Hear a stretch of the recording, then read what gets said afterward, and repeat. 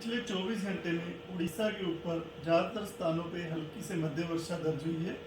8 जगहों पे extremely heavy rainfall भी दर्ज हुआ है, 4 जगह पर वेरी हैवी रेनफॉल और 8 जगह पर हैवी रेनफॉल जो है ऑब्जर्व किया गया है। इसी के साथ जो हाईएस्ट जो वर्षा का अमाउंट देखा गया है वो 306 मिलीमीटर देगांव जो कि झारसुगुड़ा डिस्ट्रिक्ट में आता है वहाँ पर हुई है। इसी के साथ जो हमारा मानसून का सीजनल टोटल रेनफॉल का वो 359.8 मिलीमीटर हो गया है और डिपार्चर प्लस में 35% हो गया है।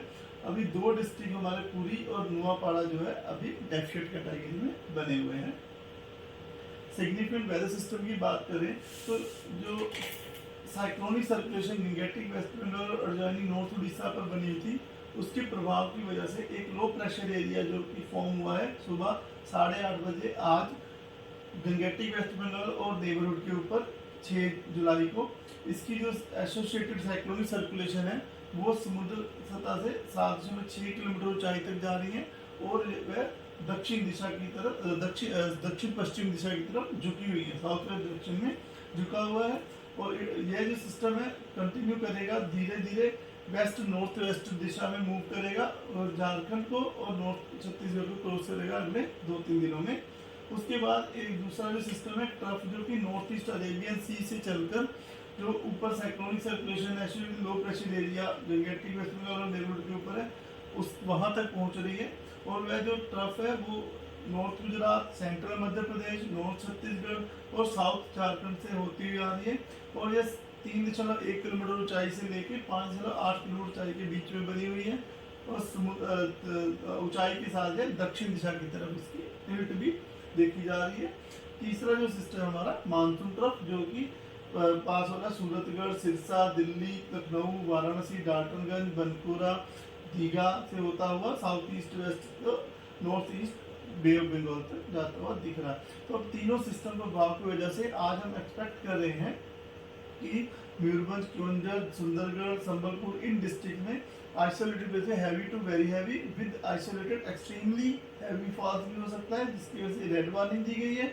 और बालासोर, भद्रक, जाजपुर, ढेंकनाल, अनुगुल, देवगढ़, झारसुगुड़ा, बरगढ़, सोनपुर, बोध, बोलांगीर, कालाहांडी, कंधमाल इन डिस्ट्रिक्ट्स में वेरी हैवी आइसोलेटेड प्लेस में heavy to very heavy rainfall भी हो सकती है, जिसकी वजह से ऑरेंज वार्निंग दी गई है।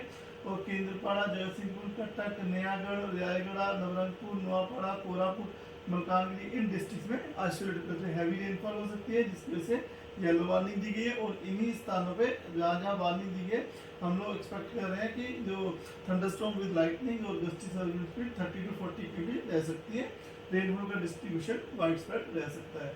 डे 2 यानी 7 जुलाई को बारगढ़, नुआपाड़ा, संबलपुर, झारसुगुड़ा, सुंदरगढ़, देवगढ़, अनुगुल, केवंझर इन डिस्ट्रिक्ट में ऑरेंज अलर्ट दिया गया है isolated heavy to very heavy rainfall के लिए।